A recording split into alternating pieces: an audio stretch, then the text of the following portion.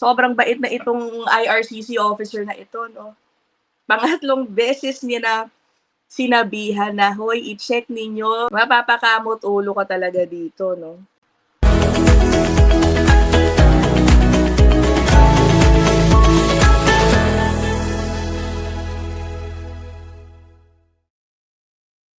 Hey guys, you're in a nutshell with me, Ina. In this episode, i-remind ko na naman kayo, no? Alam ko ilang beses na po natin na pag-usapan itong issue na ito. But I think, many people still find themselves in this situation. Okay, kung saan, palagay po nila na refuse yung kanilang application dahil sa kapabayaan ng kanilang paid immigration representative. Whether consultant po yan or immigration lawyer. Okay. Minsan po, pwede pong gamiting dahilan yan para iset aside ang isang refusal. But of course, wala pong guarantee dyan. Not at all times will the court, in this case, for example, side with you when you tell the judge na, Judge, hindi ko po kasalanan yan. Okay, kasalanan ng consultant ko. Hindi niya inasikaso ng husto yung aking application. Hindi niya binasa ng mabuti kung ano yung requirements, yung mga ganyan. It may work, no, in some cases. In this case, pag-uusapan natin, bakit kaya hindi siya pinaboran ng judge? Okay? When blaming your consultant doesn't work, in this court decision, we will again be reminded na kung balak po ninyong sisihin ang inyong immigration representative, kailangan meron ka talagang documented evidence to support your claim na naging negligent talaga yung iyong immigration representative. At the same time, mas maganda siguro kung meron ka ding documentation to prove that you yourself did your part as a diligent applicant. Okay? You did due diligence in filling out your forms, verifying all the forms, lalo na kasi, di ba, kahit na yung consultant naman or yung lawyer ang magpe-present niyan, plus naman pipirmahan mo pa rin yan. Huwag kang pumirma nang hindi mo talaga yan binabasa. Yung mga ganyang bagay. Okay? O sige, puntahan na po natin itong federal court decision na ito. Last month po ito na-publish. Alright? You guys can access this yourselves. Okay? Sa federal court decision. Sige, ano bang nangyari dito? Ang applicant po, pamilya po sila, no? Primary applicant is the mom. And then kasabay po sa kanyang PR application ang kanyang asawa at ang anak po nilang lalaki. Okay. Sayang ang nangyari dito, basically. They were, I assume, already invited. They were nominated by the province of Ontario. Kaya po sila nag-proceed in filing their PR application. Dahil dito sa pagkakamaling ito, ayun, na-refuse. Kung tutuusin ito pong pagkakamaling ito, medyo simple, no? Kung talagang binasa lang po siguro nila ng husto yung forms na kanilang pinirmahan. In my opinion, I think they had a good chance of getting an approval kung naayos po nila agad ito. Puntahan na po natin, no, yung summary ng kwentong ito. Nasabi ko na, no, si mommy, husband, and anak. The applicants submit that, okay, kung hindi daw dun sa incompetence ng kanilang former representative, i-disclose naman daw nila yung previously refused visitor visa application nung anak. Okay? And their PR application would have been consequently granted. Okay. So now you get an idea of what happened. Ano ang root cause ng problemang ito? Hindi po nila dineclare na may prior refusal for a visitor visa yung kanilang anak. Okay? Sabi ni Judge, for the reasons that follow, I disagree. Sabi niya, I find that the evidence before me does not establish that the applicant's former representative acted incompetently or caused a miscarriage of justice due to his actions. And, ayun nga, accordingly, this application for judicial review is dismissed. Nakulangan si Judge ng ebidensya, hindi daw napatunayan ng gusto nung applicants na talagang may pagkukulang yung kanilang representative. Sige. Galing po ng China yung mga applicants. Ito na po. Si Mami nag-apply for PR under OINP. They contracted an immigration representative to submit their PR application. Noong June 2024, dumating ang una nilang PFL, yung Procedural Fairness Letter. Pinadala po dun sa kanilang representative. Okay.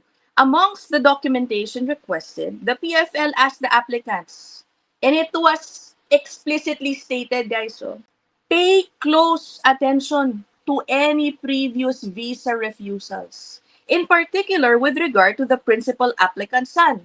Isipin ninyo ha, explicitly sinabi na yun. Okay, they had a chance to look back at their previous filing to check ano ba tong sinasabi na ito. Okay, that's the first PFL. So, ang nangyari, pagkakuha po ng PFL, they submitted the materials requested but did not alter any of the information regarding the refusal. Okay, hindi nila binago. Wala silang binago sa checkbox na yan. Ito na. Pagdating ng July, mabait pa nga itong officer na ito. Binigyan ulit ng pagkakataong i-correct sa totoo lang. Nung July, humingi pa raw ng military records nung anak. At humingi rin ng separate and newly completed background declaration form specifically asking for the principal applicant's son to list any and all previously refused applications. Ito na naman, may pagkakataon na naman silang i-correct ang kanilang declaration. They submitted the requested documents without any changes to the form at issue. Ito na, yet again, for the third time. Later on in the month, July pa rin, the officer requested only for the applicants to provide the background declaration form for the applicant's son, stating explicitly that he must mention his temporary resident visas and permits that he may have had refused. Sobrang bait na itong IRCC officer na ito, no? Pangatlong beses niya na sinabihan na, hoy, i-check ninyo yung prior refusals ng anak ninyo. But again, the applicant submitted the form requested without any changes. Mapapakamot ulo ka talaga dito, no? So yun na yung third and last time that they were given a chance, okay, to update their forms, basically. Dumating na ang Setyembre at nirefuse na ang kanilang PR application for misrepresentation. The officer noted that the principal applicant's son failed to declare his previously refused visitor visa, which was rejected in 2023. Tutuusin, fairly recent nga lang yung refusal ng visitor visa na yan. 2023 lang, the year prior, nung inaasikaso nila tong issue na ito. Parang ang hirap paniwalaan na talagang hindi nila maiisip i-declare yun. Ngayon, ang sinasabi ng applicants dito sa federal court, they submit that their PR application would have been approved but for their representatives' incompetence. Kung hindi lang daw dahil dun sa incompetence ng kanilang representative. Ano po ang sabi ni Judge? Po sa decision, pinoint out pa nga ni Judge una, that the PFLs, okay, sent to the applicant through the representative went far beyond the required level for such a decision. Okay, sobra-sobra na nga, 3 beses kayo pinagbigyan. And shows an effort to give the applicants the benefit of the doubt. Okay, accordingly, my judgment is focused on the narrow issue of whether the incompetence of the applicant's representative resulted in a procedurally unfair process despite clear PFLs. So ito lang ang aalamin ni Judge. Totoo bang nagkaroon ng incompetence yung representative? So kailangan patunayan ni applicant itong issue na ito. Puntahan pa natin yung iba pa pong notable parts of this decision. Sabi po ni Judge, I first note that the presumption remains that the actions of a representative of the applicants cannot be separated from the actions of the applicants themselves. Ito po yung lagi nating sinasabi sa ating channel, ano? Ganyan po talaga titignan ang isang application. Kahit po pa yan prepared by somebody else, it is still your application at the end of the day. It is your responsibility. Okay, so ano po ba yung sinabi ng mga applicants? Ang sabi po nila, Kumbaga, aware naman sila na nakakakuha ng mga PFL, yung kanilang representative regarding their file.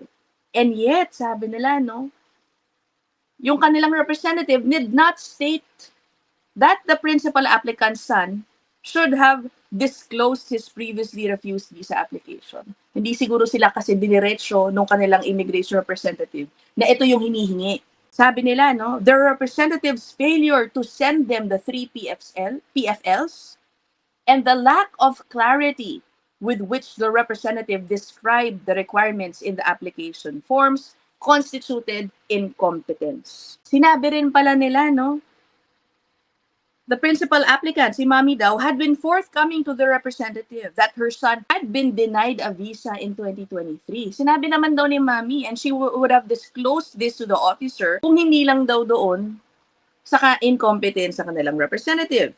Okay, so we get the point that they're trying to raise. Ito na po ang sabi ni Judge, na paikliin na lang po natin. Sabi niya, while I agree that the applicant's former counsel had sufficient opportunity to respond given the context, I do not find that the applicants have fulfilled their burden to establish incompetence of their former representative, or that such incompetence resulted in a miscarriage of justice. Hindi raw nila napatunayan ang incompetence pa rin. Bakit? Sabi ni Judge, the applicant signed the background declaration forms 3 times, declaring that the information in the form was truthful, complete, and correct. So this is another reminder, guys. Huwag kayong pirma lang ng pirma. Basahin nyo pa rin po yan. Okay? Kung pin-repair po yan ng iba. The applicants admit that they were unaware of the need to disclose all refused visa applications on the form. This may be the case, okay? But I do not find this to be due to their representative's actions or omissions. Instead, I find that the applicant's representative alerted them the need to review the form at issue. And the applicants had the opportunity to safeguard their interests by verifying the form that was complete and accurate. In short, kahit pa hindi diniretso ni consultant na kailangan nilang ibigay o i-declare yung refusal nung visitor visa nung anak, binigay niya pa rin itong forms na finilapan niya doon sa mga applicants for them to review it before signing at bago nila i-submit. And in that situation, the applicants had the responsibility to double-check the forms as well, lalo na nga dahil pinirmahan nila ito. Ultimately, it was the applicant's responsibility to verify that the forms were correct. Ang main evidence na sinabit po nung family ay yung text exchange nila, no, text messages with the assistant of the immigration consultant. Ang problema, sabi rin ni Judge, kahit na sinasabi ni Mommy na pinaarating daw niya dun sa immigration consultant yung previous refusal ng visa ng anak, there was no evidence of it on record. In fact, meron pong ebidensya doon sa text messages, yung fino-forward ng assistant doon sa family, yung isang form na sinasabi, i-verify po ninyo, i-check ninyo bago niyo po pirmahan. Yun ang merong ebidensya. Sabi ni Judge, as his colleague said raw, a finding of procedural unfairness due to incompetent legal representation cannot be based on mere speculation. Application for judicial review is dismissed. What do you guys think about this, no? Sayang. I wonder what they're gonna do now. Yun lang naman po, no? Sayang ang pagkakataong ma-PR, right? I'll end this episode here. I'll see you guys in the next one. Bye!